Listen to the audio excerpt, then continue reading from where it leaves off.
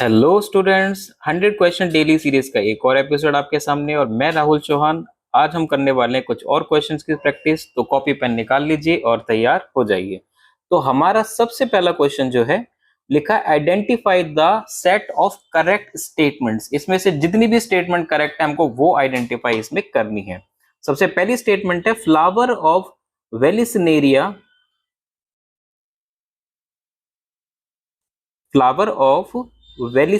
Are colourful and produce nectar. तो इसमें गलती क्या है कि जो वेलिसिनेरिया है ये एक हाइड्रोफाइट है, मतलब एक्वेटिक प्लांट है, तो इसमें नेक्टर वगैरह होने का तो कोई सवाल ही नहीं होता। तो पहली स्टेटमेंट जो है ये इनकरेक्ट है। अगली स्टेटमेंट की तरफ बढ़ते हैं। अगली स्टेटमेंट लिखिए, flowers of water lily are not polluted by water. देखिए, वाटर लिली के अंदर पानी से पॉल्यूशन तो खैर नहीं होता। अगला है, in most of the water pollinated species pollen grains are protected from wetting. बिल्कुल सही। पोलन ग्रेन्स के ऊपर जेलेटिनस एक शीट होती है जो इनको भीगने से बचाती है। नेक्स्ट है, pollen grains of some hydrophytes are long and ribbon like. बिल्कुल सही। ठीक है, अगले क्वेश्चन की तरफ बढ़ते हैं। लिखा है, in some hydrophytes pollen grains are carried passively in water. तो इसमें से जो सही ऑप्शंस हैं वो बी, सी, डी और ई, ये हमारे बिल्कुल सही ऑप्शन है। अगला क्वेश्चन देखते हैं। लिखा है, the type of conservation in which threatened species, मतलब जो खतरे की कगार पर है, taken out from natural habitat and placed in special setting where they be protected. देखो, ये सीधे से मतलब ये यहाँ पे दिखा रहा है एक्स सिटू कंजर्वेशन को। अगर किसी ऑर्गेनिज्म को उसके ही हैबिटेट में प्रोटेक्ट करते हैं तो वो इंसिटू कंजर्वेशन कहलाता है, और अगर उसके हैबिटेट से निकाल कर दूसरी जगह अंडर ह्यूमन केयर उसको प्रोटेक्ट किया जाता है तो वो एक्स सिटू कंजर्वेशन कहलाता है। अब इन चारों ऑप्शंस में से जो सबसे सही इसको जस्टिफाई कर सकता है वो है बायोडाइवर्सिटी कंजर्वेशन। ठीक है, अगले क्वेश्चन की तरफ बढ़ते हैं। लिखा है, inhibition of succinic dehydrogenase by malonate. ये क्लासिक एग्जांपल है कॉम्पिटिटिव इनहिबिशन का। अगर इसको हम शॉर्ट में समझें तो कॉम्पिटिटिव इनहिबिशन क्या होता है कि जैसे ये कोई एंजाइम हुआ, तो एंजाइम के अंदर ये जो पॉकेट है, इस पॉकेट को एक्टिव साइट कहा जाता है। एक्टिव साइट एंजाइम की वो जगह है जहां पर सबस्ट्रेट मॉलिक्यूल आके बाइंड करता है। तो जो कॉम्पिटिटर मॉलिक्यूल होता है उसका शेप भी बिल्कुल सबस्ट्रेट जैसा होता है। यहाँ पर ये कॉम्पिटिटिव मॉलिक्यूल आके फिट हो जाता है। जैसे ये यहाँ पे आके फिट होगा तो ये एंजाइम को एक स्टेबल प्रोडक्ट के अंदर कन्वर्ट करा देगा। तो अब ये जो एंजाइम है ये क्या हो जाएगा, स्टेबल हो जाएगा। स्टेबल हो जाएगा तो ये सबस्ट्रेट बेचारा देखता रह जाएगा ऐसे ही, और काम नहीं बन पाएगा, इवेंचुअली सब खत्म। तो इसका जो एग्जाम्पल आंसर है वो है कॉम्पिटिटिव इनहिबिशन। चलिए अगले क्वेश्चन की तरफ बढ़ते हैं। आपको एक फिगर दिखाई दे रही होगी, शायद थोड़ी सी हल्की फुल्की दिखाई दे रही होगी, प्रिंटिंग थोड़ी सी खराब है।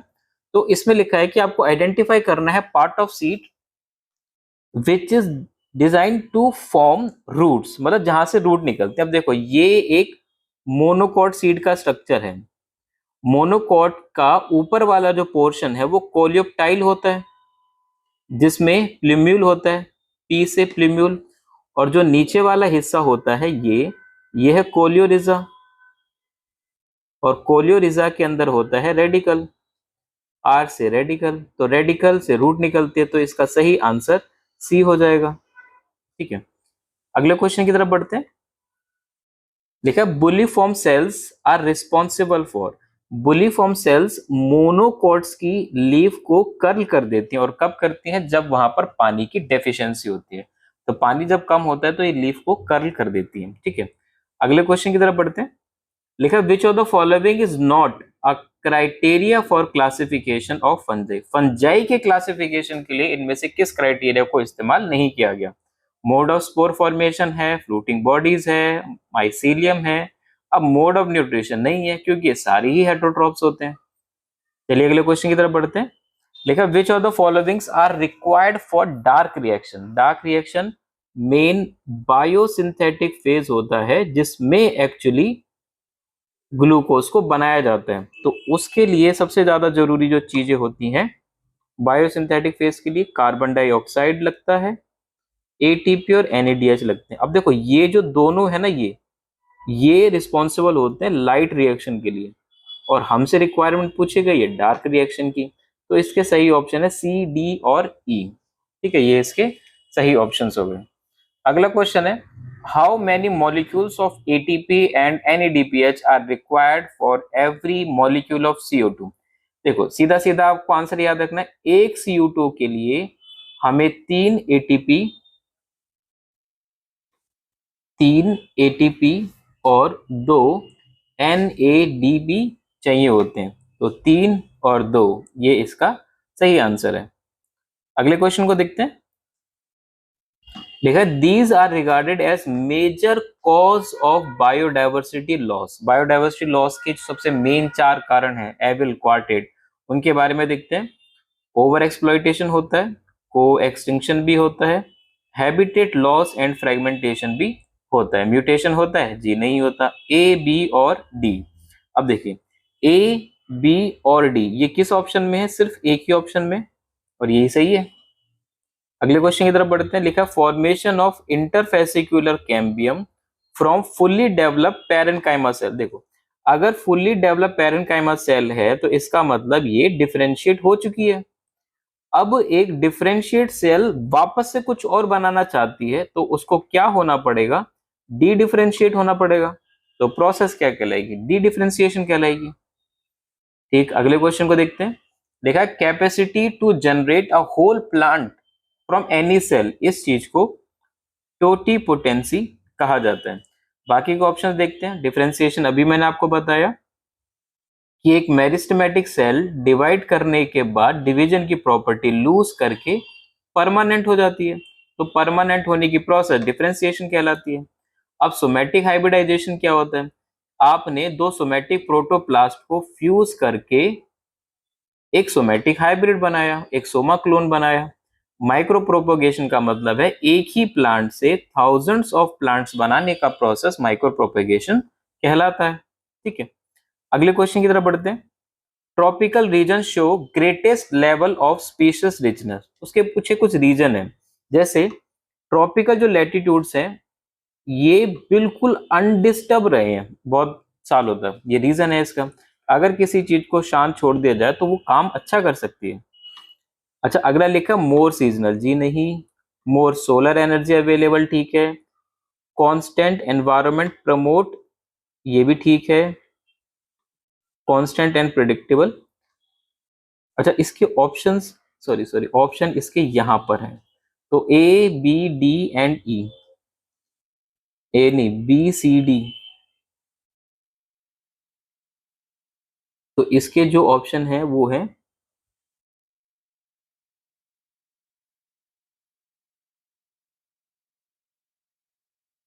ए ठीक है, सी ठीक है और डी ठीक है। ए, सी, डी और ई, ये वाले ऑप्शन इसके सही हो जाते हैं। ठीक है, अगले क्वेश्चन की तरफ बढ़ते हैं। हमको एक लॉजिस्टिक ग्रोथ का डायग्राम मतलब फॉर्मूला दिया हुआ और पूछा है कि इसमें के का मतलब क्या है। भाई सीधी सी बात है, के का मतलब है यहाँ पर कैरिंग कैपेसिटी। ठीक, अगले क्वेश्चन की तरफ बढ़ते हैं। स्पिंडल फाइबर काइनेटोकोर से किस स्टेज में अटैच होते हैं। ठीक है, ये इंपॉर्टेंट क्वेश्चन है, काफी सारे बच्चे इसको प्रोफेज समझ रहे होंगे, पर इसका आंसर प्रोफेज नहीं मेटाफेज आपको लगाना है। ठीक है, याद रखना, अगर काइनेटोकोर से स्पिंडल फाइबर की अटैचमेंट पूछी जाती है तो उसका जो हॉलमार्क इवेंट है वो मेटाफेज होता है। हो तो ये प्रोफेज के लेट स्टेज में हो जाता है, पर मेनली कैरेक्टराइज्ड बाय मेटाफेज। ठीक है, अगले क्वेश्चन की तरफ बढ़ते हैं। इसमें हमें करनी है मैचिंग। लिखा है 2 और more alternative form of a gene, ये कहलाते हैं एलील्स। आगे लिखा है cross of F1 progeny with homozygous recessive parent. अगर F1 का होमोजाइगस रिसेसिव से कराते हैं तो उसको क्या कहा जाता है, टेस्ट क्रॉस।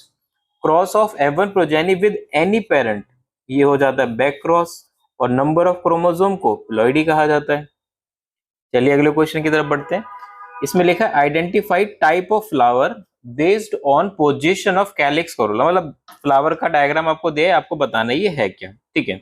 अब देखो यहाँ पर जो गाइनोशियम है वो सबसे हाईएस्ट पोजीशन पर है, तो ये हो जाएगा एपिगाइनस, और यहाँ ऑलमोस्ट इक्वल पोजीशन पर है, तो ये हो जाएगा पेरिगाइनस।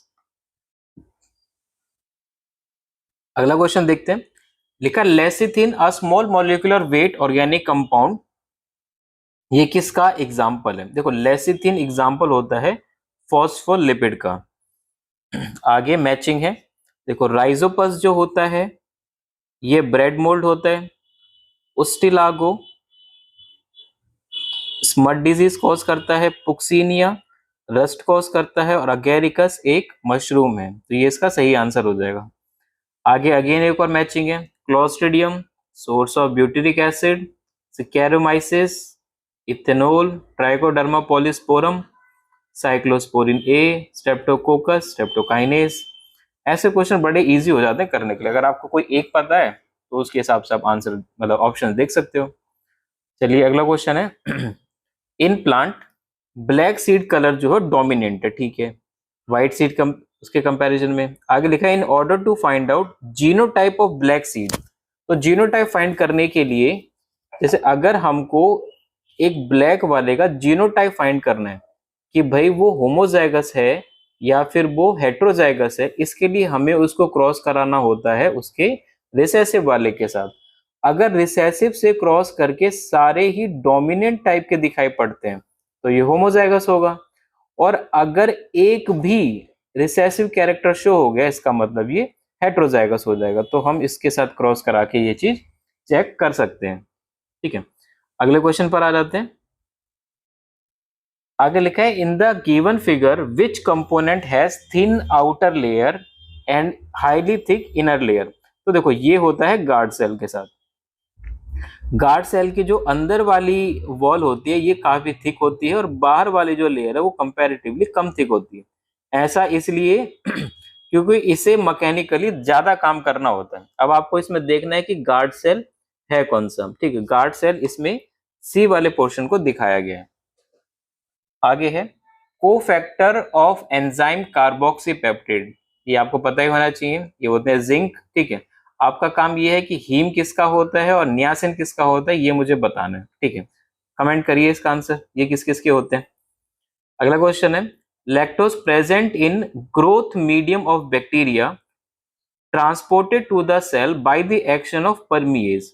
अब आपको लग रहा होगा कि परमिएज तो जीन के बाद बनता है, वाई जीन बनाते हैं तो पहले कैसे आया। एक्चुअली क्या होता है कि परमिएज थोड़ा सा सेल मेम्ब्रेन के अंदर भी होता है, जिसकी वजह से थोड़ा बहुत लैक्टोज जो है अंदर आ पाता है, और उसके बाद ये पूरा ओपरन काम करने लग जाएगा। आगे विच of the following is an example of actinomorphic flower. देखो एक्टिनोमॉर्फिक फ्लावर का सिंपल सा एग्जाम्पल आपको याद रखना है, और वो एग्जाम्पल है एमसीडी, मस्टर्ड, चिली, दतूरा, तो दतूरा इसका एग्जाम्पल हो जाएगा। बाकी पाइसम हो गया, कासिया हो गया, सेसबेनिया हो गया, बीन्स हो गए, गुलमोहर हो गया, ये सारे के सारे जाइगोमॉर्फिक फ्लावर होते हैं, ठीक है। आपको ये तीन याद रख लेने, एमसीडी, मस्टर्ड, चिली, दतूरा, ये एक्टिनोमॉर्फिक होते हैं, बाकी सारे जाइगोमॉर्फिक हैं।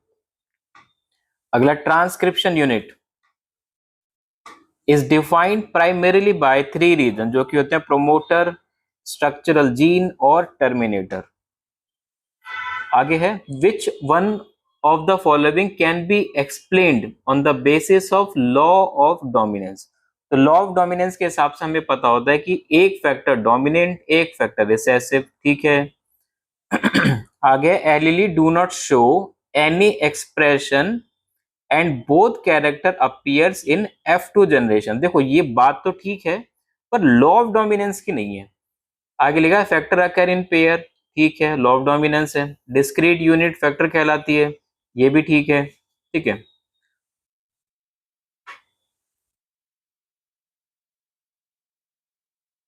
आगे लास्ट है expression of only one of the parental characters found in मोन हाइब्रिड क्रॉस, बिल्कुल सही। तो इसमें बी को छोड़ के सारे ही जो स्टेटमेंट्स है वो लॉ ऑफ डोमिनेंस को मतलब उसके बेसिस पे लिखी जा सकती है। चलिए अगला क्वेश्चन की तरफ बढ़ते हैं। हमें दिया हुआ है यहाँ पर स्टेटमेंट्स जिसमें लिखा है BT toxin are insect group specific and coded by gene CRY1AC। बिल्कुल सही स्टेटमेंट है। अगली स्टेटमेंट में लिखते हैं BT toxin exist as inactive protoxin. ठीक है, ये इनएक्टिव प्रोटॉक्सिन होता है। After injection by insect the inactive protoxin converted into active form. ये भी ठीक है, बट इन्होंने लिखा है एसिडिक पीएच की वजह से, ये गलत है। ये एक्टिव होता है एल्कलाइन पीएच से। ठीक है, तो यहाँ पर सेकंड वाली जो स्टेटमेंट है वो गलत है। अगर यहाँ पे अल्कलाइन लिखा होता तो ठीक होती। चलिए अगले क्वेश्चन की तरफ बढ़ते हैं। लिखा what is the fate of piece of DNA carrying only gene of interest जिसको ट्रांसफर किया गया है एलियन ऑर्गेनिज्म के अंदर। तो आगे लिखा है the piece of DNA would be able to multiply itself independently. नहीं नहीं, ऐसा तो नहीं हो पाएगा अनलेस उसके पास ओरिजिन ऑफ रेप्लिकेशन ना हो। ठीक है, तो पहली चीज तो नहीं लग रही कि हो पाएगी। बी देखते हैं, इंटीग्रेटेड इनटू जीनोम, बिल्कुल सही है। Multiply inherited along with host DNA, ये भी ठीक है। ये इंटीग्रेट नहीं होगा, तो इसके बी और सी ऑप्शन ही सही है। अगले क्वेश्चन की तरफ आते हैं। लिखा parenchyma is living but collenchyma is dead. पहली स्टेटमेंट ही गलत है। आगे है जिम्नोस्पर्म लैक जाइलम वेसल्स। ठीक है, जाइलम्स वेसल्स जो होती हैं सिर्फ और सिर्फ एंजियोस्पर्म्स के अंदर पाई जाती हैं। ठीक है, ये वाली तो स्टेटमेंट ठीक है। आगे auxin is used by gardeners to prepare weed free lawn. Reason क्योंकि ये जो मोनोकॉट प्लांट है उनको अफेक्ट नहीं करता, डाइकोट वीड्स को मार देता है। अगले क्वेश्चन की तरफ बढ़ते हैं। लिखा chromosome become gradually visible under light microscope during leptotene state. ठीक है। अगला है beginning of diplotene state is recognised by dissolution of synaptonemal complex. ये दोनों ही स्टेटमेंट ठीक लिखी हुई है। अगला क्वेश्चन लिखा है which of the following are fused in somatic hybridisation involving two varieties of plant. तो प्रोटोप्लास्ट को फ्यूज करके बनाया जाता है। अगला क्वेश्चन है आइडेंटिफाई करेक्ट डिस्क्रिप्शन। ये क्या चीज है? क्लिस्टोगैमस फ्लावर नहीं, कॉम्पैक्ट इन्फ्लोरेसेंस नहीं, ये विंड पॉलिनेटिंग फ्लावर है जो कि टेसल्स को दिखा रहा है। ठीक है, ये ऑप्शन ठीक है इसका। चलिए again matching, nucleolus site of active rRNA synthesis. अच्छा, न्यूक्लियोलस को ना राइबोसोम फैक्ट्री भी कहा जाता है क्योंकि न्यूक्लियोलस ही राइबोसोम को फॉर्म करते हैं और राइबोसोमल आरएनए भी यही बनाते हैं। और इसको डिस्कवर करने वाले साइंटिस्ट का नाम था फोंटाना। फोंटाना ने इसे डिस्कवर किया था। आगे है सेंट्रियोल। सेंट्रियोल का अरेंजमेंट कार्डविल जैसा होता है। ल्यूकोप्लास्ट ये स्टोरेज का काम करते हैं। गोल्जी बॉडीज ग्लाइकोप्रोटीन का काम करते हैं, मतलब स्टोरेज का काम करते हैं, फॉर्मेशन का। सॉरी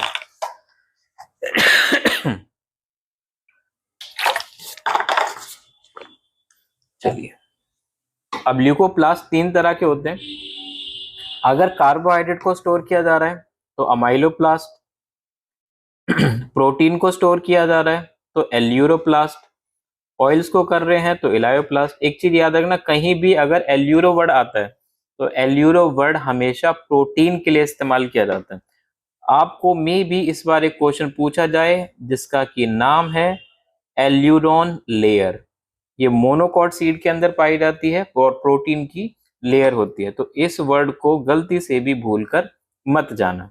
ठीक है, अगला क्वेश्चन है spraying sugarcane crop with which of the following plant growth regulator increase length of stem.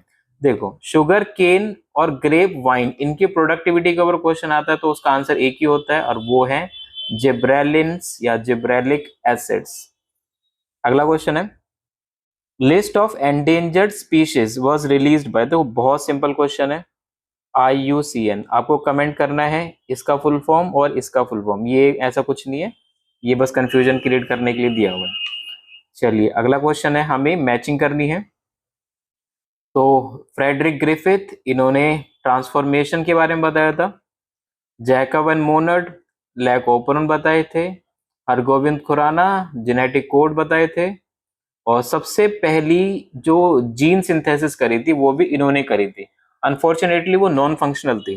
क्या आप जानते हैं दुनिया की सबसे पहली फंक्शनल जीन किसने बनाई थी? इन्होंने ही बनाई थी। ठीक है, सबसे पहली जो फंक्शनल जीन थी वो भी इन्होंने ही बनाई थी। ठीक है, बट पहला एक्सपेरिमेंट फेल हो गया तो वो नॉन फंक्शनल थी। अब मिजेल्सन and stall semi conservative DNA replication इन्होंने बताया था। अच्छा, इसमें इसके लास्ट में ना एक और भी लिखा हुआ है टाइलर के बारे में। टाइलर और उनकी टीम, उन्होंने किसके ऊपर एक्सपेरिमेंट किया, कौन सा केमिकल उन्होंने यूज किया, इसके बारे में इस बार क्वेश्चन आने के पूरे पूरे चांसेस हैं, क्योंकि ज्यादातर बच्चे इसको तो कवर कर लेते हैं, इसको भी देख लेते हैं, अगले वाला नहीं देखते। जिन्होंने रेडियो एक्टिव थायमिडीन का इस्तेमाल किया था फावा बीन्स के लिए, विक्सिया फावा, तो वो नाम आपको याद रखने हैं, इनके ऊपर इस बार क्वेश्चन आने के चांसेस होते हैं। ठीक है, चलिए हम अगले क्वेश्चन की तरफ आते हैं। लिखा DNA present in chloroplast. Chloroplast के अंदर कैसा डीएनए होता है? क्लोरोप्लास्ट के अंदर डबल स्ट्रैंडेड सर्कुलर डीएनए होता है। क्लोरोप्लास्ट के अंदर डबल स्ट्रैंडेड सर्कुलर। ठीक है, अगले क्वेश्चन की तरफ बढ़ते हैं। मैचिंग है GLUT4। ये ग्लूकोज के ट्रांसपोर्ट को इनहेंस करता है। इंसुलिन, इंसुलिन आपको पता ही है ये क्या है, हमारा हार्मोन है। ट्रिप्सिन एंजाइम है जो पैनक्रियास से आता है, और कोलेजन इंट्रासेल्युलर ग्राउंड सब्सटेंस है। कोलेजन की एक बात याद रखना, कोलेजन सबसे ज्यादा पाया जाने वाला प्रोटीन होता है। Most abundant protein in animal world. Animal world में सबसे ज्यादा जो प्रोटीन पाया जाता है वो कोलेजन होता है। और अगर हम दुनिया भर में देखें कि पूरी दुनिया में सबसे ज्यादा कौन सा प्रोटीन पाया जाता है, तो वो होता है रुबिस्को। रुबिस्को पूरी दुनिया में सबसे ज्यादा पाए जाने वाला प्रोटीन होता है। ठीक है, प्लांट्स के अंदर होता है ये। चलिए अगले क्वेश्चन की तरफ बढ़ते हैं।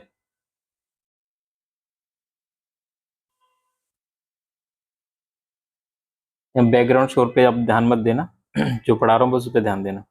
स्टेटमेंट लिखिए, in C3 plant some oxygen binds rubisco hence CO2 fixation decreases. ठीक है, ऐसा होता है, मतलब जो इस प्रोसेस को फोटो रेस्पिरेशन कहा जाता है, और फोटो जो रेस्पिरेशन होती है वो C3 प्लांट्स के अंदर होती है, C4 प्लांट्स के अंदर नहीं होती है। तो ये वाली स्टेटमेंट जिसमें ये कह रहे हैं C4 प्लांट्स मीजोफिल सेल बहुत छोटा फोटो रेस्पिरेशन होती है, और ये इनके पास फोटो रेस्पिरेशन होती ही नहीं है, मतलब C4 प्लांट में फोटो रेस्पिरेशन नहीं होती।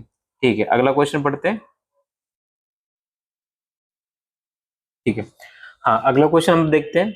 लिखा which of the following statement is correct regarding the process of replication. Process of replication के रिगार्डिंग इनमें से कौन सी प्रोसेस जो है वो सही है? तो पहली स्टेटमेंट है DNA dependent DNA polymerase catalyse करता है 5 से 3 डायरेक्शन में भी और 3 प्राइम से 5 प्राइम डायरेक्शन में भी। जी नहीं, ये सिर्फ एक पर्टिकुलर स्टैंड पर ही काम करता है, और वो स्टैंड होता है 5 प्राइम से 3 प्राइम, सिर्फ इसी पर ये कैटलाइज कर रहा होता है। दूसरे वाले जो स्टैंड होता है जिसको लैगिंग स्टैंड कहा जाता है, वहां पर डिसकंटिन्यूअस डीएनए सिंथेसिस हो रही होती है, ओकाज़की फ्रेगमेंट्स बन रहे होते हैं, और उनको डीएनए लाइगेज जोड़ रहा होता है। तो ये स्टेटमेंट इसमें करेक्ट है। आगे लिखा डीएनए डिपेंडेंट डीएनए पॉलीमरेज इस डायरेक्शन में नहीं, इस डायरेक्शन में करता है, और आरएनए ये तो खैर छोड़ो, आरएनए पॉलीमरेज दिया हुआ है इसमें। तो अगला, in ecosystem the net primary productivity of first trophic level आपको 100x दी हुई है। आगे लिखा है जीपीपी की वैल्यू कितनी होगी थर्ड ट्रॉफिक लेवल पे, तो हम यहाँ पर 10% रूल लगा देंगे। तो फर्स्ट ट्रॉफिक लेवल में 10 होगी, सेकंड ट्रॉफिक लेवल में, मतलब फर्स्ट ट्रॉफिक लेवल में एक जीरो जाएगा, सेकंड के लिए एक और जीरो, तो थर्ड में लास्ट में आते आते बस x बचेगा, तो ये हो जाएगा। तो 10% एनर्जी रूल के हिसाब से हम इस क्वेश्चन को कर सकते हैं। ये देखने में भयंकर लग रहा था सिंपल ही। अगला क्वेश्चन है identify the step in TCA cycle which does not involve oxidation of substrate. तो ये जो स्टेप होता है ये सबस्ट्रेट लेवल फॉस्फोराइलेशन वाला ही होता है जब सक्सिनिक कोएंजाइम से सक्सिनिक एसिड बन रहा होता है। ठीक है, अगले क्वेश्चन की तरफ देखते हैं। लिखा है citric acid. Citric acid cycle ये चलती है माइटोकॉन्ड्रिया की मैट्रिक्स में, ग्लाइकोलिसिस साइटोप्लाज्म में, इलेक्ट्रॉन ट्रांसपोर्ट चेन ये इनर माइटोकॉन्ड्रियल मेम्ब्रेन में, प्रोटॉन ग्रेडियंट इनके स्पेस में। चलिए अगले क्वेश्चन की तरफ बढ़ते हैं। ये मैचिंग वाला है। अब देखिए रोज, पी, कॉटन और मैंगो। अब इसमें एक चीज आपको पता चलती है कि मैंगो जो है वो ड्रूप है। अब आप डी के साथ थर्ड देख लीजिए कहां पर है। डी के साथ थर्ड सिर्फ एक ऑप्शन में है, तो यहां से आपका आंसर हो जाएगा। इसलिए मैं कहता हूँ ये वाले क्वेश्चन सबसे बढ़िया होते हैं। कोई एक अगर आपको याद है इसमें से, वही दूसरी जगह सिलेक्ट कर लो, एक ही क्वेश्चन एक ही ऑप्शन में वो आंसर मिलता है। किस्मत थोड़ी सी तब खराब होती है जब सेम ऑप्शन 2 या 3 के अंदर मिलता है, फिर आपको और ज्यादा भी पता होने पड़ते हैं। ठीक है, वैसे और भी चीज आपको बता देता हूँ। इसमें जो पी है इसके अंदर मार्जिनल प्लेसेंटेशन होती है पी के अंदर। ठीक है, कॉटन जो है इसके अंदर ट्विस्टेड एस्टिवेशन होती है, और रोज पेरिगाइनस ये फ्लावर होता है। चलिए अगले क्वेश्चन की तरफ बढ़ते हैं। ठीक है, कुछ साइंटिस्ट के नाम लिए हुए हैं और उनके कंट्रीब्यूशन दिए हुए हैं। जैसे रॉबर्ट मे ने बताया था कि पूरी दुनिया में 7 मिलियन स्पीशीज हैं। एलेक्जेंडर वॉन हम्बोल्ट, इन्होंने स्पीशीज एरिया रिलेशनशिप दिया था कि जैसे जैसे हम एक्सप्लोर एरिया को बढ़ाएंगे स्पीशीज रिचनेस बढ़ने लग जाएगी। पॉल एलरिच, इन्होंने रिवर्ट पॉपर हाइपोथेसिस दिया था। और David Tilman long term ecosystem experiment इन्होंने करे थे। अगला क्वेश्चन है read the following statement and choose the set of correct statement. अच्छा, इसमें ये मेंशन किया है कि ये स्टेटमेंट हमें फियोफाइसी मींस ब्राउन एल्गे के रिस्पेक्ट में ही देखनी है, ब्राउन एल्गे से।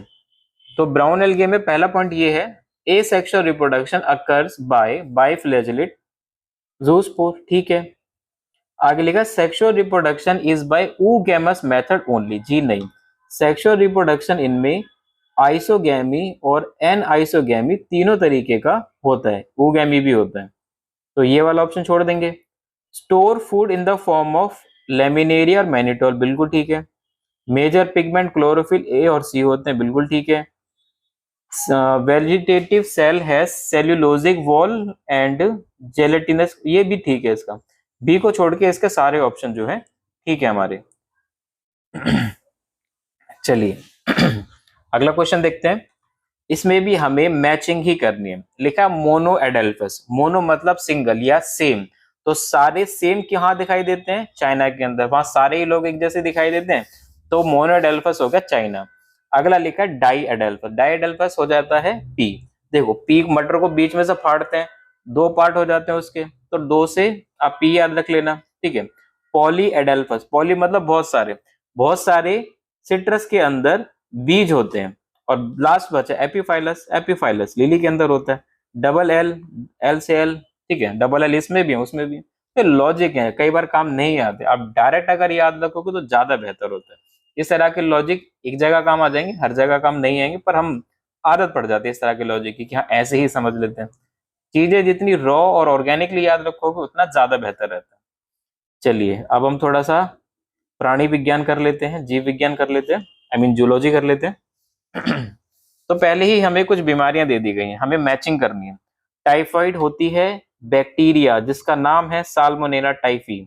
लेशमेनियासिस ये होता है प्रोटोजोआ से। रिंगवर्म फंगस से। फिलेरियासिस नीमेटोड जिसका नाम है वुचेरेरिया वेनक्रॉफ्टी। अगला है जो हमारे पास नॉन मेडिकेटेड आईयूडी, वो है Lippes loop, copper releasing, multiload 375, hormone releasing, LNG-20 और इम्प्लांट ये। चलिए बहुत आसान था। अगले क्वेश्चन की तरफ बढ़ते हैं। यहाँ पर स्टेटमेंट दिया है, लिखा प्रेजेंस और absence of hymen is not a reliable indicator of virginity. बिल्कुल ठीक, हाइमन जो है वो कई और एक्टिविटी की वजह से भी टूट जाती है, ब्रेक हो जाती है, तो हम हाइमन को वर्जिनिटी का प्रूफ जो है वो नहीं मान सकते। नेक्स्ट स्टेटमेंट है hymen is torn during the first coitus only. नहीं, ऐसा नहीं होता, ये और भी कई रीजन की वजह से हाइमन ब्रेक हो सकती है। ठीक है, चलिए अगले क्वेश्चन की तरफ बढ़ते हैं। लिखा है in both sexes of cockroach pair of jointed structure anal cerci, ये किस सेगमेंट पर होते हैं, याद रखना 10 सेगमेंट में होते हैं। अच्छा, एक क्वेश्चन ये भी बन सकता है कि कॉकरोच का जो एब्डोमेन है उसमें कितना सेगमेंट होता है। ठीक है, अगले आपको 3 इमेजेस दिखाई दे रही हैं। इमेजेस से आप ध्यान से देख सकते हो, ये स्केलेटल मसल है, ये स्मूथ मसल है, और ये हमारी कार्डियक मसल है। तो स्केलेटल बाइसेप ठीक है, इनवॉलेंट्री इंटेस्टाइन बिल्कुल ठीक है, स्मूथ मसल हार्ट के अंदर होते हैं जी नहीं, यहाँ पर ये ऑप्शन गड़बड़ है। अगला है इनको इनवॉलेंट्री कह दिया, बिल्कुल गलत, हमारी स्केलेटल मसल वॉलेंट्री होती है। ठीक है, अगेन उसको स्मूथ कह दिया, ये भी गलत। तो स्केलेटल ट्राइसेप बिल्कुल बढ़िया। वैसे याद रखना बाइसेप से ज्यादा बड़ी मसल ट्राइसेप की होती है, तो अगर अपने आर्म्स को बढ़िया ट्रेन करना चाहते हो तो ट्राइसेप्स की एक्सरसाइज ज्यादा करनी चाहिए rather than bicep. T shirt का जो बढ़िया फिट आता है वो तब आता है जब ट्राइसेप अच्छे होते हैं। ठीक है, पर ज्यादातर लोग बाइसेप के पीछे पागल रहते हैं, बाइसेप बहुत थोड़ा, ट्राइसेप बहुत बड़ा। ठीक है, चलिए टॉपिक पर आते हैं। स्मूथ मसल जो कि बीच वाली है, स्टमक में पाई जाती है, कार्डिक मसल ये ठीक है। अच्छा, कार्डिक मसल्स के अंदर इंटरकैलेटेड डिस्क पाई जाती है, इस चीज के ऊपर भी क्वेश्चन बन सकता है, तो उसको ध्यान रखिएगा। आगे फिर हमें ब्रेन और ब्रेन की मैचिंग की बात करनी है। इसमें देखो हाइपोथैलेमस न्यूरोसिक्रीटरी सेल्स, ऑब्वियस ये बात है कुछ हार्मोन छोड़ता है। मेडुला रेस्पिरेशन गैस्ट्रिक सिक्रीशन को कंट्रोल करता है। सेरेबेलम ये एडिशनल स्पेस फॉर न्यूरॉन्स और बॉडी के बैलेंस का काम करता है सेरेबेलम। हमारे ब्रेन का सेकंड जो लार्जेस्ट पार्ट होता है वो सेरेबेलम होता है, और सबसे बड़ा जो पार्ट होता है वो सेरेब्रम होता है फोर ब्रेन का। अब बच्चा लास्ट पोन्स, पोन्स कनेक्ट कर रहा है डिफरेंट रीजन्स को ब्रेन के। अगला क्वेश्चन की तरफ बढ़ते हैं। देखा following are the stages of cell division, ठीक है, और हमें इनका सीक्वेंस लगाना है। चलिए, तो सबसे पहला होता है गैप 1, फिर होता है सिंथेसिस फेज, फिर होता है गैप 2 फेज, फिर होता है कैरियोकाइनेसिस, और फिर होता है साइटोकाइनेसिस। इतना इजी अगर क्वेश्चन आए तो सारे ही बच्चे क्वालिफाई कर जाएंगे, पर उससे कोई फायदा नहीं होगा। ठीक है, एडमिशन सिर्फ उतने ही बच्चों को मिलना होता है जितने की वहां पर सीट अवेलेबल है। अब उतने बच्चों के चाहे 720 में से 720 आ जाएं, चाहे 720 में से 150 नंबर आ गए, सीट उतने ही बच्चों को मिलनी होती है जितनी वहां पर सीट अवेलेबल है। ठीक है, तो पेपर जितना ज्यादा टफ आए, जैसे देखा जाए तो फायदा उतना ही है कि हर कोई उसको क्वालिफाई ना कर पाए, टफ ही आना चाहिए पेपर। और आप इसी हिसाब से अपनी प्रिपरेशन की मजबूती भी बना के रखना। अगला क्वेश्चन है which of the followings are autoimmune disease. देखो माइस्थीनिया ग्रेविस है, रियूमेटॉइड अर्थराइटिस भी है, गाउट नहीं है, यूरिक एसिड के क्रिस्टल जब हमारे जॉइंट्स में इकट्ठे हो जाते हैं, मस्कुलर डिस्ट्रॉफी भी नहीं है। अब देखो हमने ये वाला नाम एनसीईआरटी में शायद से नहीं पढ़ा होगा, पर हम ऑप्शन देख के इसका अंदाजा लगा सकते हैं। आप वो ऑप्शन देखो जिसमें ए और बी दोनों है, ए और बी इसमें भी है और इसमें भी है, तो इसका मतलब हमें डी और ई में से कुछ चूज करना होगा। डी हम चूज नहीं कर सकते क्योंकि मस्कुलर डिस्ट्रॉफी हमने जेनेटिक्स वाले चैप्टर के अंदर पढ़ा हुआ है, तो इसका ऑप्शन जो सही हो जाएगा वो ई वाला हो जाएगा। चलिए, अगला क्वेश्चन है which of the following is not a steroid hormone. Steroid hormone इनमें से ग्लूकागोन नहीं है, ये एक प्रोटीन हार्मोन होता है। चलिए, अगला क्वेश्चन है which one is the correct product of DNA dependent RNA polymerase. देखो इसके लिए आपको ध्यान रखना है कि आपके पास टेम्पलेट स्टैंड होता है, टेम्पलेट से आपको कोडिंग बनाना होता है, और कोडिंग स्टैंड में क्या होता है कि जहां पर टी होगा बस आपको उसकी जगह यू लगाना होता है, और कुछ खास चेंज यहाँ पर। तो इस रूल के अकॉर्डिंग आप जो है ये वाला सॉल्व कर सकते हो। ठीक है, अब आपको यहाँ पर ये देखना है कि ये जो आपको दिया है ये टेम्पलेट दिया हुआ है या कोडिंग दिया हुआ है। अगर पोलैरिटी 3 से 5 की दी हुई है तो वो होता है टेम्पलेट, तो पहले टेम्पलेट से कोडिंग बनाओ और कोडिंग के बाद एज इट इज सीक्वेंस रखना है, बस टी की जगह यू लगा देना है। ठीक है, अगले क्वेश्चन की तरफ बढ़ते हैं। यहाँ पर हमको बायोमोलिक्यूल्स दिए हुए हैं और इनके बॉन्ड्स लिखे हुए हैं।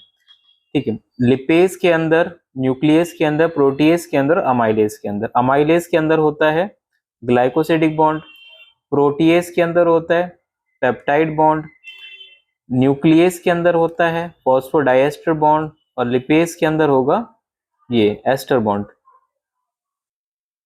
ठीक है, अगला क्वेश्चन की तरफ देखते हैं। यहाँ पर ह्यूमन पॉपुलेशन का सीक्वेंस, सॉरी ह्यूमन एवोल्यूशन का सीक्वेंस दिया हुआ है। तो सीक्वेंस सबसे पहले आपको याद रखना है कि रामापैथिकस थे, ऑस्ट्रेलोपैथिकस थे, इनको छोड़ हम जो इसमें दिए हैं उनको ही बात कर लेते हैं सीधा।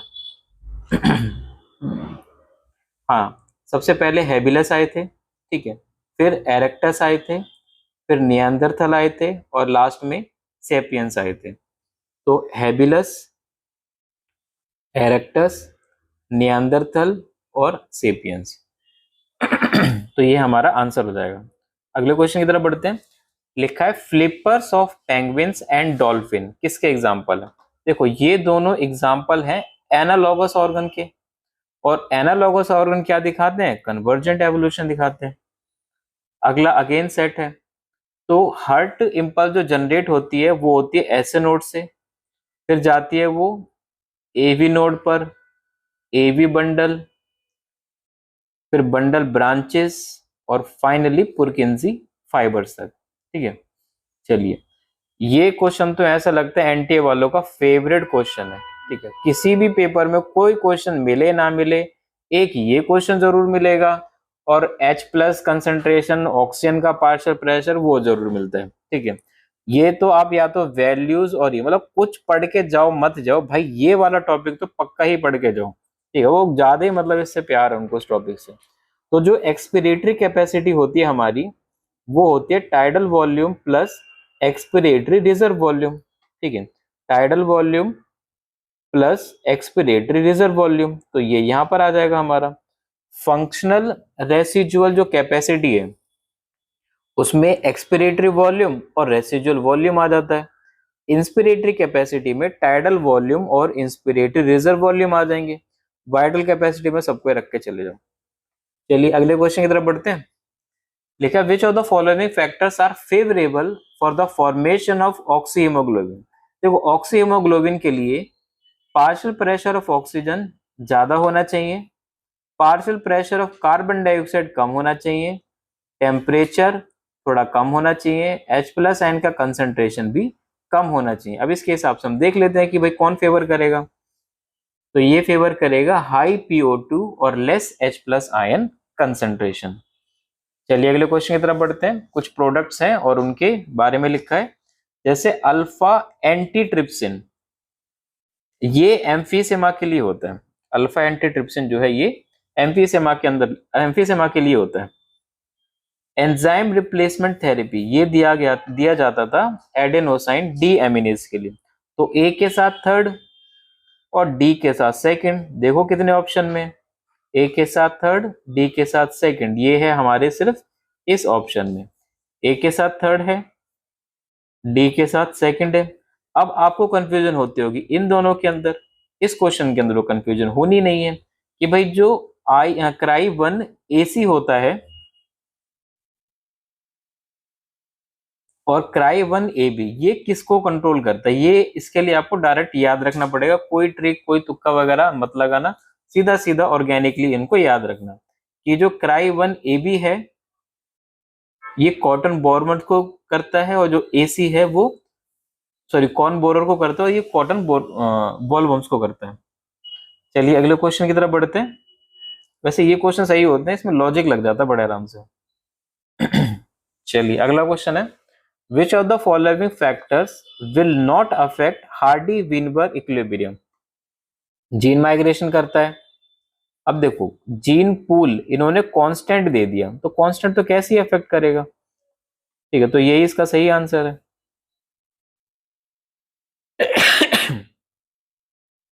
अगले क्वेश्चन की तरफ बढ़ते हैं।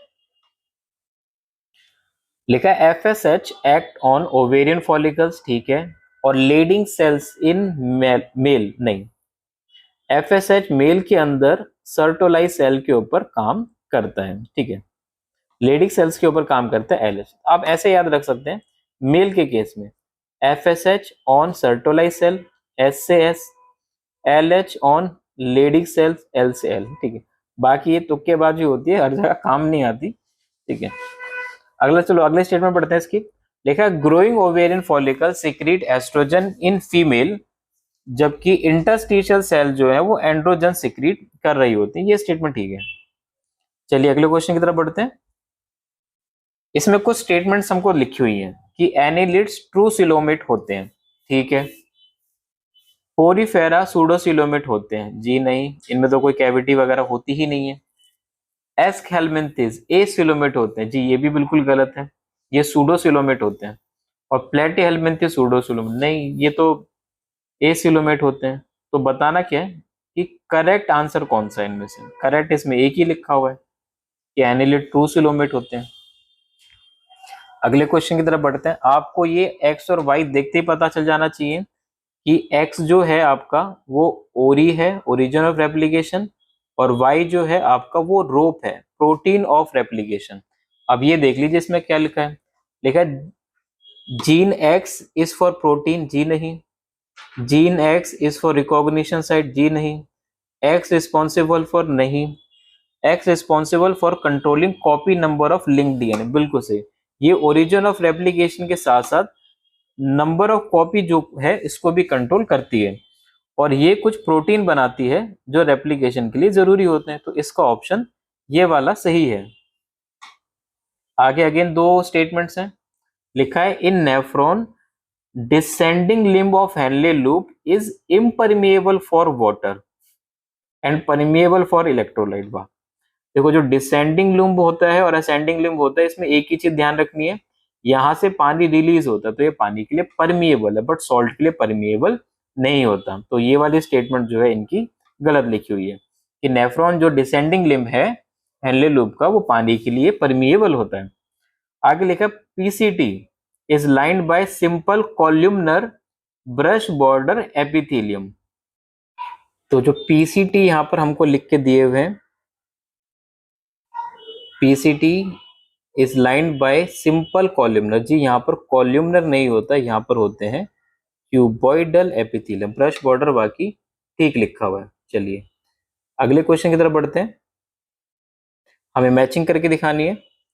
तो पहला है फाइब्रस जॉइंट। फाइब्रस जॉइंट जो है ये हमारे स्कल में पाया जाता है और किसी तरह की कोई मूवमेंट नहीं करने देता। कार्टिलेजिनस जॉइंट वर्टिब्रा के अंदर बीच में पाया जाता है, थोड़ी बहुत मूवमेंट अलाउ करता है। हिंज जॉइंट हमारी उंगलियों में जो एक डायरेक्शन में चलता है ना, कोई भी जॉइंट जो सिर्फ एक ही डायरेक्शन जा सकता है, ठीक है, जैसे कि हमारी एल्बो भी है, हमारी नी भी है, वो हिंज जॉइंट होते हैं। हिंज मेनली दरवाजे के कब्जों को कहा जाता है, दरवाजा सिर्फ एक ही साइड मूवमेंट करता है, वो यही है, ठीक है। तो ये हमारा नी जॉइंट वगैरह में हो जाएगा। बॉल एंड सॉकेट हमारे कंधों में और हमारे लेग्स के उसमें पेल्विक गर्डल में पाए जाते हैं। अगला क्वेश्चन देखते हैं। कोकेन, कोकेन को निकाला जाता है इरिथ्रोजाइलस कोकस से। हेरोइन, हेरोइन को निकाला जाता है पेपावर सोमनिफेरम से। मॉर्फिन सर्जरी में दिया जाता है। और मरीवाना ये कैनबिस होता है। देखो इसको मरीजुआना पढ़ना है, मरीजुआना पढ़ दो, वाना पढ़ना है, वाना पढ़ दो। फर्क है कि अगर हम इंग्लिश में बोल रहे हैं तो इट्स मरीवाना, और हिंदी में कह रहे हैं तो मरीजुआना। इससे ज्यादा कोई खास फर्क इसके अंदर होता नहीं है। आगे है which of the following is not a natural contraceptive method. तो नेचुरल वाला जो मेथड नहीं है वो वॉल्ट्स नहीं है, ये बैरियर मेथड होते हैं, ठीक है। आगे देखते हैं, हमको मैचिंग करनी है। प्लूरोब्रैकिया जो होता है टीनोफोरा होता है। Radula file like respiring organ होता है मोलस्का के अंदर। स्टोमोकॉड हेमिकॉर्डेटा के अंदर होता है। और एयर ब्लैडर ऑस्टिक थाइस में होता है। कॉन्ड्रियोथाइस जो होते हैं कार्टिलेजिनस फिश, इसके अंदर एयर ब्लैडर नहीं होता, ठीक है। कार्टिलेज वाली के इसके अंदर होता है, बोनी फिशेस के अंदर। आगे स्टेजेस दी हुई है, मैच करना है। तो डायकाइनेसिस, लेप्टोटीन, देखो सबसे पहली जो स्टेट आती है वो आती है लेप्टोटीन। इसमें क्या होता है, क्रोमोसोम थ्रेड की तरह दिखाई दे रहे होते हैं। फिर आता है जाइगोटीन, जाइगोटीन में इनकी पेयरिंग हो रही होती है। पेयरिंग किसकी वजह से होती है, सिनेप्टोनिमल कॉम्प्लेक्स की। फिर आता है पिकाइटिन, पिकाइटिन के अंदर रिकॉम्बिनेशन हो रही होती है, और फिर आता है डायकाइनेसिस, मतलब इसके अंदर है कियास्माटा का टर्मिनलाइजेशन। यहाँ पे बीच में एक स्टेज नहीं दी हुई है, आप मुझे कमेंट में उसका आंसर बताओ कि कौन सी स्टेज प्रोफेज की यहाँ पर नहीं दी हुई है। चलिए अगले क्वेश्चन की तरफ बढ़ते हैं। अगेन मैचिंग, लिखा है एक्सोनिम, एक्सोनिम सीलिया और फ्लैजिला, कार्डविल जैसा arrangement centriole, cristae mitochondria, satellite DNA chromosome. क्या बढ़िया क्रिस क्रॉस पैटर्न है। क्रिस क्रॉस पैटर्न से याद आया कि जो पेडिग्री एनालिसिस होता है उसमें सिर्फ वो चार्ट देखकर हम कैसे बता सकते हैं कि कोई डिजीज डोमिनेंट है, रिसेसिव है, ऑटोसोमल है, क्या है। ठीक है, तो उसके लिए मैंने एक वीडियो बनाई हुई है, आप जाके उसे चेकआउट कर सकते हैं। बहुत मुश्किल से 10 सेकंड के अंदर आपको सब समझ में आ जाएगा कि किस तरीके से सिर्फ ग्राफ को देख के, चार्ट को देख के ये पता लगाया जा सकता है। ठीक है, अगला अगेन मैचिंग है, common cold, rhinovirus, haemozoin, plasmodium, Widal test, typhoid, allergy dust.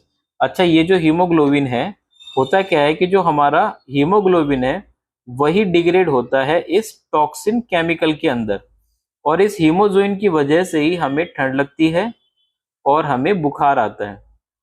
और ये जो हमें बुखार आ रखा है ना, टेम्परेचर बहुत ज्यादा है, इस ज्यादा टेम्परेचर की वजह से ही जो गैमेटोसाइट्स होते हैं मॉस्किटो के, वो हमारी बॉडी में फ्यूज नहीं कर पाते, गैमेट्स के अंदर कन्वर्ट नहीं हो पाते।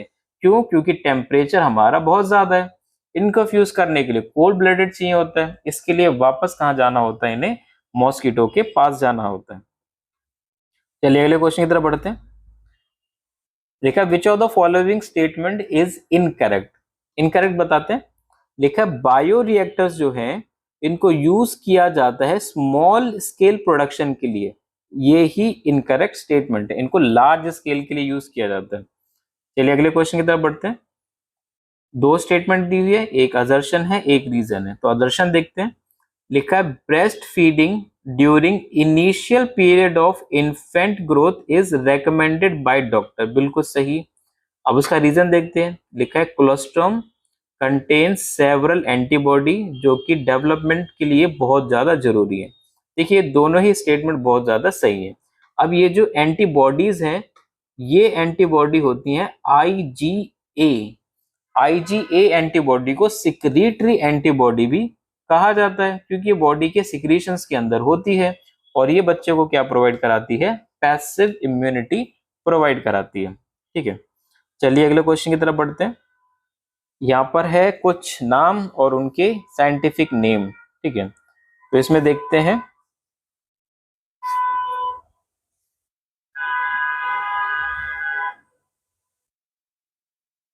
टीरोफाइलम फ्लाइंग फिश होती है, मिक्जीन हैगफिश होती है, रिस्टिस सॉफिश होती है, और एक्सोसीटस ये होती है एंजल फिश। तो ये इनके सही मैचिंग है। अब आ गया ये वाला क्वेश्चन 187। भाई ये बड़ा भयंकर क्वेश्चन है। आपको पता है कि एवोल्यूशन के किस पेज से उठकर ये वाला क्वेश्चन जो है वो आया हुआ है। ठीक है, अगर ये आपको डायरेक्ट याद है तभी आप ये क्वेश्चन कर सकते हो। अगर आप चाहते हो कि मैं इसकी ट्रिक बनाऊं तो आप मुझे कमेंट में ट्रिक लिख देना, इस पूरे को याद करने की एक बढ़िया सी ट्रिक मैं आपको बता दूंगा।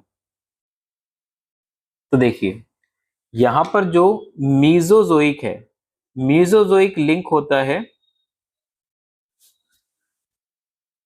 बर्ड से और रेप्टाइल से।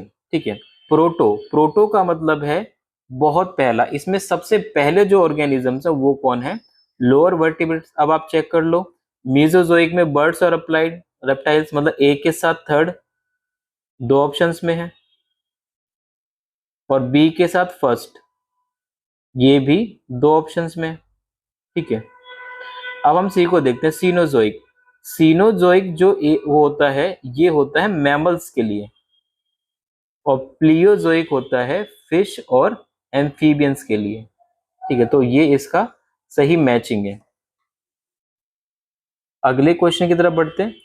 लिखा है, the T I plasmid of agrobacterium tumefaciens stands for. ये टी आई का मतलब होता है यहाँ पर ट्यूमर इंड्यूसिंग। ठीक है, ट्यूमर इंड्यूसिंग प्लाज्मा। अब ट्यूमर इंड्यूसिंग देख लो, पहला ही लिखा है। चलिए अगले क्वेश्चन की तरफ बढ़ते हैं। लिखा the cerebral hemisphere are connected by nerve tracts corpus callosum, ठीक है। आगे लिखा brain stem consist of medulla oblongata pons and cerebrum. भाई ये वाली स्टेटमेंट जो है वो गलत लिखी हुई है, ठीक है। अगले क्वेश्चन की तरफ बढ़ते हैं। उस डिजीज और उनकी मैचिंग। अब देखिए Down syndrome trisomy of 21st chromosome होता है, ठीक है। लीन फेल्टर एक्स की वजह से होता है। अब आपको अगर ये दो भी याद है तब भी बड़ा आराम से आपका आंसर हो जाएगा, ठीक है। मतलब ए के साथ फोर्थ, ये लो इतना इजी भाई। ए के साथ फोर्थ एक ही ऑप्शन में है, और डी के साथ सेकंड। सॉरी एक के साथ फोर्थ नहीं, एक के साथ थर्ड आएगा। एक मिनट ये गड़बड़ हो गया। हम्म एक के साथ थर्ड देखना है हमें। एक के साथ थर्ड वो भी एक ही ऑप्शन में, ये रहा। कितना इजी सा पूछ गया, पर ऐसा लग नहीं रहा कि इस बार इतने इजी इजी जो है ये आने वाले हैं, ठीक है। तो ये इसका आंसर हो गया। बाकी ये याद रख के जाना है आपको कि जो बीटा थैलेसीमिया होता है वो 16 क्रोमोसोम के डिफेक्ट की वजह से होता है, और इनके जीन के नाम भी याद रखने हैं आपको, HBA वगैरह, ठीक है। मे बी इस बार उनसे क्वेश्चन जो है आपसे पूछ लिया जाए। चलिए आगे देखते हैं। देखो गोनाडोट्रोफिन्स दो तरीके के होते हैं, LH और FSH। LH काम करते हैं लेडिक सेल्स के ऊपर, और FSH काम करता है सर्टोलाई सेल्स के ऊपर। तो बी में आपको लेडिक सेल्स देखना है। एंड्रोजन सिक्रीट करा, ये ठीक है। ए जो है वो FSH है, तो FSH फिर लेडिक सेल्स, सर्टोलाइज सेल, और फिर ये प्रोड्यूस कर देगा स्पर्म्स को। तो ये ऑप्शन जो है इनका सही हो जाएगा। अगले क्वेश्चन की तरफ बढ़ते हैं। अगला क्वेश्चन है which of the following statements about non coordinate जो कि करेक्ट है। देखो फेरिंग्स, इनके अंदर फेरिंग्स तो भाई होता ही नहीं है, पहली बात। और नॉन कोऑर्डिनेट्स के अंदर नोटोकॉर्ड एब्सेंट होता है, ये भी ठीक है। नोटोकॉर्ड एब्सेंट, ये तो ठीक है। आगे लिखा है central nervous system dorsal, dorsal नहीं होता, वेंट्रल होता है। हार्ट इज डोर्सल अगर होगा तो ये बिल्कुल ठीक है। पोस्ट एनल टेल इनमें नहीं होती, तो BDE ये इसके सही ऑप्शन है। चलिए कुछ और क्वेश्चंस और रहते हैं, फटाफट करते हैं इनको भी। मैचिंग करना है। लिखा RNA पॉलीमरेज 3, RNA पॉलीमरेज 3 बनाता है tRNA को। टर्मिनेशन कौन करवाता है? Rho factor. स्प्लाइसिंग स्नर्व्स और टाटा बॉक्स बचाइए प्रोमोटर। चलिए अगला क्वेश्चन, अगला एक और मैचिंग है। लिखा है एग्स ऑप्थेलेमिक गॉइटर, ये होता है hyper secretion of thyroid hormone, जिसमें हमारी जो आंखें हैं वो बाहर आ जाती हैं, प्रोट्रूडेड आई बॉल्स, ये हो जाएगा। एक्रोमेगाली पता है ग्रोथ हार्मोन का बहुत ज्यादा secretion. Cushing syndrome moon face. और क्रेटिनिज्म ये हाइपोथायरॉयडिज्म की वजह से होता है। ठीक है आगे देखते हैं कुछ और हमें स्टेटमेंट्स दिए हमको बताने क्या सही है क्या गलत है। Bone marrow is the main lymphoid organ, जहाँ पे सारी सेल्स बन रही हैं, ठीक है। Both bone marrow and thymus provide micro environment for development and maturation of T lymphocytes. तो ये स्टेटमेंट भी जो है ठीक है। यहाँ पर एक और matching, structure used for storing food, crop. 6 to 8 blind tubes at junction of foregut and midgut, gastric सिका। ये मालफिजियन ट्यूब्यूल और ये गिजर्ड, ठीक है। इनके ऊपर हमेशा कंफ्यूजन क्रिएट हो जाती है कि कौन से जंक्शन पर कौन था। फोर ब्रेन और फोर गट और मिड गट के जंक्शन पे ये है, मिड गट और हाइंड गट के जंक्शन में ये होता है। चलिए आगे देखते हैं कुछ ग्लैंड्स का टॉपिक है। लिखा है यूनिसेलुलर ग्लैंडुलर एपिथेलियम। देखो यूनिसेलुलर जो है इनमें से वो हमारी गॉबलेट सेल्स हैं, ठीक है। अगला लिखा है मल्टीसेलुलर ग्लैंडुलर, अगेन ग्लैंड है, ये सलाइवरी ग्लैंड हो जाएगा। एंडोक्राइन ये हमारा पैनक्रियास हो जाएगा, और कंपाउंड एपिथेलियम माउथ की ब्यूकल कैविटी के लिए लिखा हुआ है। तो ये हमारा आंसर हो जाता है। ठीक है, अगला क्वेश्चन देखते हैं। करेक्ट स्टेटमेंट बतानी है। Loop of Henle of juxtamedullary nephron run deep into medulla. ठीक है, कि जो हेनले लूप होता है वो जक्स्टा मतलब मेडुला तक होता है, बिल्कुल सही लिखा है। आगे स्टेटमेंट पढ़ते हैं क्या कहते हैं। जक्स्टामेडुलर नेफ्रॉन जो है वो ज्यादा होते हैं, नहीं ये कम होते हैं, ये कॉलम ऑफ वर्टिनी में होते हैं। Renal corpuscles of juxtamedullary nephron lie in outer port, नहीं ये सारी गलती है, पहली स्टेटमेंट ही ठीक है। ठीक है, ये तो बहुत सिंपल क्वेश्चन आपको पता ही है। पी वेव क्या दिखाता है, एट्रियल्स की डीपोलराइजेशन, क्यूआरएस वेंट्रिकल की डीपोलराइजेशन, टी वेव वेंट्रिकल्स की रिपोलराइजेशन, और जो गैप है इसमें कोई इलेक्ट्रिकल एक्टिविटी फिलहाल नहीं हो रही होती। अगला क्वेश्चन है 199, regarding catalytic cycle of enzyme क्या होता है। देखो सबसे पहला क्या होता है कि जो सबस्ट्रेट है वो एक्टिव साइट पर बाइंड होता है, बाइंड होने के बाद सबस्ट्रेट एंजाइम कॉम्प्लेक्स बनेगा, उसके बाद पुराने बॉन्ड तोड़े जाएंगे, नए बॉन्ड बनाए जाएंगे, फिर प्रोडक्ट को रिलीज कर दिया जाएगा, और अब जो एंजाइम है वो दूसरे रिएक्ट सबस्ट्रेट को उठा करके ले आएगा।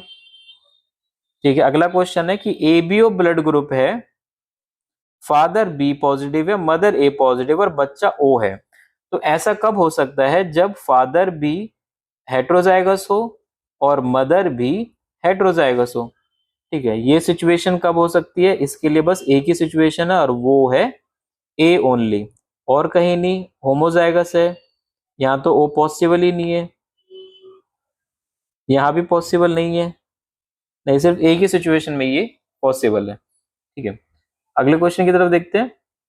लिखा है Gauss competitive exclusion principle states that closely related species competing for different resource, नहीं डिफरेंट नहीं भाई, सेम रिसोर्स पे कंपीट करती है। आगे लिखा है according to Gause principle during competition inferior will eliminated. ठीक है, ये वाली स्टेटमेंट ठीक है। ऑप्शंस क्या है वो देखते हैं।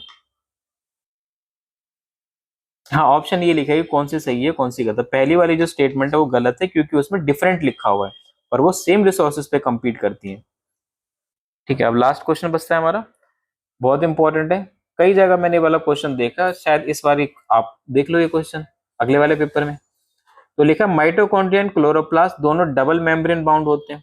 ठीक है, नेक्स्ट क्वेश्चन है inner membrane of mitochondria less permeable है क्लोरोप्लास्ट। देखो ये स्टेटमेंट भी सही है, तो यहाँ पर ये दोनों ही जो स्टेटमेंट है वो बिल्कुल करेक्ट है। तो आज का सेशन हम यहीं पर खत्म करते हैं। होप आपने ये वीडियो पूरी देखी होगी। वीडियो पूरी देखी है तो लाइक करिए, और ऐसे मैंने और भी वीडियोस जो है यहाँ पर डाली हुई है। एंड नीट के लिए गुड लक।